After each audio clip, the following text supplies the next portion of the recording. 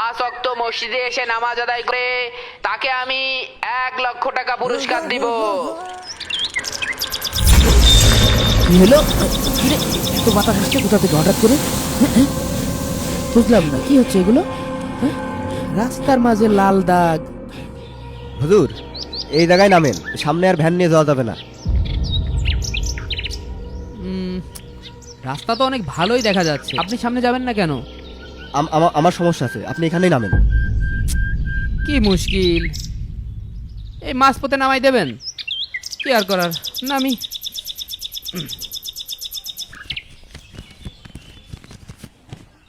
এই নেন আপনার ভাড়া।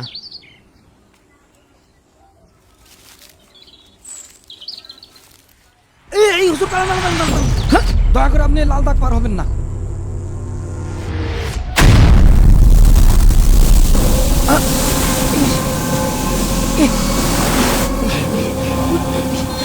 বাতাস আসছে কোথা থেকে?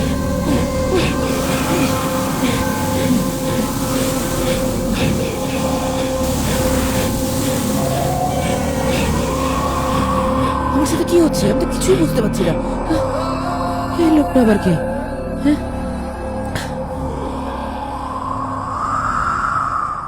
এই কে আপনি? আর আপনি এভাবে আচমকা বাধা দিলেন কেন? আপনি ওই সামনের গ্রামের নতুন হুজুর, তাই তো? জি, আজ থেকে আমি আপনাদের এই যে মঙ্গলপুর আছে না, ওখানে একটা মসজিদ আছে, ওখানে ইমামতির দায়িত্ব পেয়েছি। কিন্তু আপনি কে? আর আমাকে এভাবে বাধা দিলেন কেন? আর এই লাল দাগ পার না হলে তো আমি ওই গ্রামে ঢুকতে পারবো না। আমার কথা বাদ দেন, আর আপনাকে বাধা দিচ্ছি তার কারণ হলো ওই গ্রামে একটাও মানুষ নেই। মানুষ নেই? কি বলেন?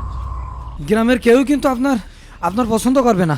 দেখুন, আমি আল্লাহর দ্বীনের দাওয়াত দিতে এসেছি, আর আমি বিশ্বাস করি আল্লাহ তাআলা নিশ্চয়ই আমাকে সহযোগিতা করবেন। ওহো, এই আপনার সাথে কথা বলতে যেই আমার দেরি হয়ে গেল। আপনি থাকেন, আমি আসি, পর এক সময় কথা বলবানে।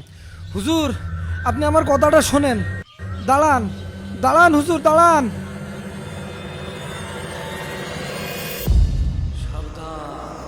সাবধান গ্রামবাসী, আমাদের এই এলাকায় এক নতুন ইমাম প্রবেশ করছে। আপনারা সবাই তার থেকে সাবধান, তার থেকে আপনারা সবাই দূরে থাকবে। ওই ইমামের ওরে আল্লাহ রে আল্লাহ, তুমি এ কোন গ্রামে আমার ইমামতির দায়িত্ব দিলে আল্লাহ?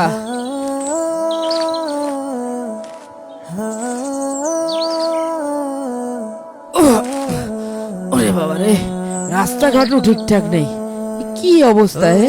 এ তো জঙ্গল হয়ে রয়েছে। মসজিদের আশেপাশে কেউ সাফ করে না নাকি? এই গ্রামে কি মানুষ থাকে নাকি গরু ছাগল থাকে? আমি তো কিছুই বুঝতে পারছি না।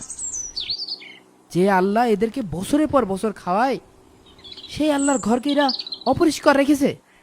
যা আছে কপালে তাই হবে। টুয়েল টিউবলার নিয়ে মসজিদের ভিতরে যাই, থাকার জন্য তো একটা ঘরও এখানে নেই। সম্মানিত গ্রামবাসী, আমি আপনাদের মসজিদের ইমাম সাহেব বলছি।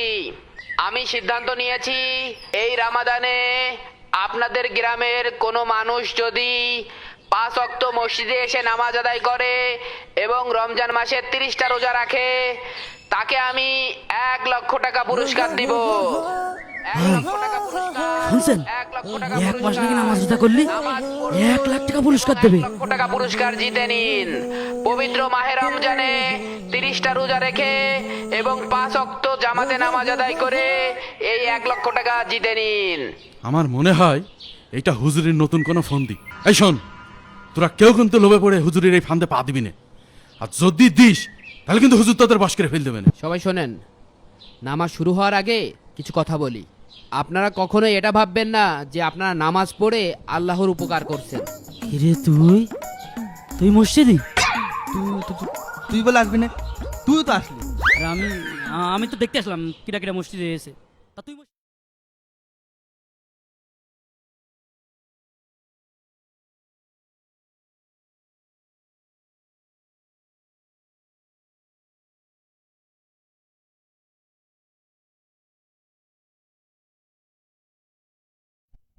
আরে মসজিদে এত স্যান্ডেল কে? তাহলে কি গ্রামে সবাই নামাজ পড়তে এসে?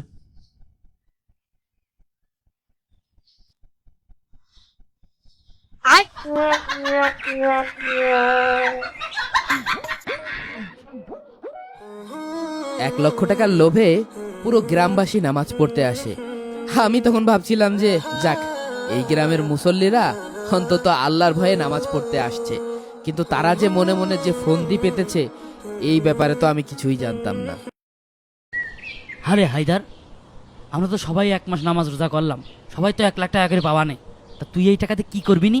50,000 টাকা দিয়ে একটা মোটর সাইকেল কিনবো, আর 50,000 টাকা দিয়ে তেল ভরবো, আর খালি ঘুরিয়ে বেড়াবো। আর তুই এতগুলো টাকা দিয়ে কি করবি? বয়স তো মেলাই হইল, এই টাকা কয়টা যদি আমি পাই তাহলে আমার মেলা দিনের একটা শখ আছে, একটা বিয়ে করব। ভাই, এই টাকাটা পালে আপনি কি করবেন? এই অত বকিস না তো, টাকা নিয়ে যা করার করবানে, আগে দ্রুত পা চালা। ইমাম সাহেব, ইমাম সাহেব, ইমাম সাহেব মসজিদে আছেন? আমরা সবাই আসলাম, ওই আমাকে সে নামাজ কালাম পড়ে যে 1 লাখ টাকা দিতে চাইলেন, সেই টাকাটা নীতি কই আপনি? কি রে ইমাম সাহেব কই?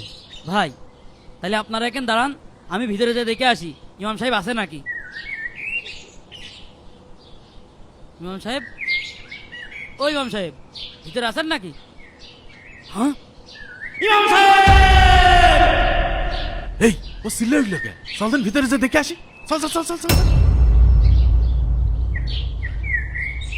ইমাম সাহেবের কি হলো? ইমাম সাহেব কি মারা গেল নাকি বেঁচে আছে?